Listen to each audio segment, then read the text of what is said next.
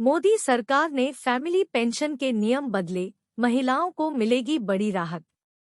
केंद्र सरकार ने फैमिली पेंशन से जुड़े नियम में अहम बदलाव किया है। सरकार ने महिला कर्मचारियों को पति के बजाय अपने बेटे या बेटी को पारिवारिक पेंशन के लिए नामांकित करने की अनुमति दे दी है। Family pension. केंद्र सरकार ने फैमिली पेंशन से जुड़े नियम में अहम बदलाव किया है। सरकार ने महिला कर्मचारियों को पति के बजाय अपने बेटे या बेटी को पारिवारिक पेंशन के लिए नामांकित करने की अनुमति दे दी है। पहले महिला कर्मचारियों को यह सुविधा नहीं मिलती थी। पहले फैमिली पेंशन मृत सरकारी कर्मचारी या पेंशनभोगी के पति या पत्नी को दी जाती थी, जबकि परिवार के अन्य सदस्य पति या पत्नी की अपात्रता या मृत्यु के बाद ही पात्र बनते थे। सरकार के इस नए नियम से उन महिला कर्मचारियों को राहत मिलेगी जिनकी अपने पति के साथ नहीं बनती या फिर तलाक ले रही है।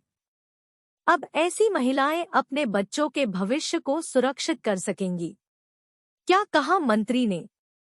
इस नए नियम की जानकारी देते हुए केंद्रीय कार्मिक राज्य मंत्री जितेंद्र सिंह ने कहा कि पेंशन और पेंशनभोगी कल्याण विभाग DOPPW ने केंद्रीय सिविल सेवा पेंशन नियमों में एक संशोधन पेश किया है, जिसमें स्वयं के निधन के बाद पति पत्नी के स्थान पर बच्चों को पेंशन दी जाएगी।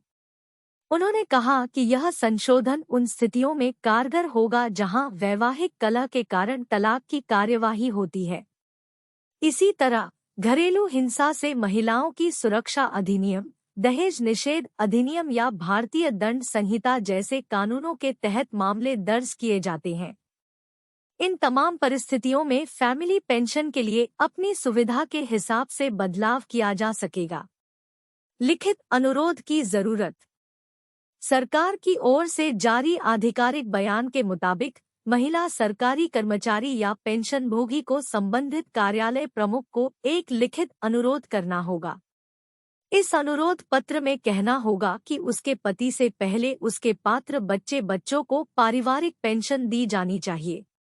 अगर इस प्रक्रिया के दौरान महिला सरकारी कर्मचारी या पेंशनभोगी की मृत्यु हो जाती है, तो फैमिली पेंशन अनुरोध पत्र के अनुसार वितरित किया जाएगा। अगर महिला विधवा हो और बच्चे ना हो, अगर सरकारी महिला कर्मचारी विधवा है और उसका कोई अन्य नहीं है, तो ऐसी स्थिति में किसी का दावा नहीं बनता। कोई विधवा किसी नाबालिग बच्चे या मानसिक विकार से पीड़ित बच्चे की संरक्षक है, तो विधवा को फैमिली पेंशन तब तक देय होगी जब तक वह अभिभावक बनी रहेगी। एक बार बच्चा वयस्क हो जाए और पारिवारिक पेंशन के लिए पात्र रहता है, तो यह सीधे बच्चे को देय होगा। ऐसे मामलों में जहां मृत महिला सरकारी कर्मचारी या पेंशनभोगी के पास एक विधवा और बच्चे हैं जो वयस्क हो गए हैं, लेकिन फिर भी फैमिली पेंशन के लिए पात्र हैं, ऐसे बच्चों को पारिवारिक पेंशन देय होगी।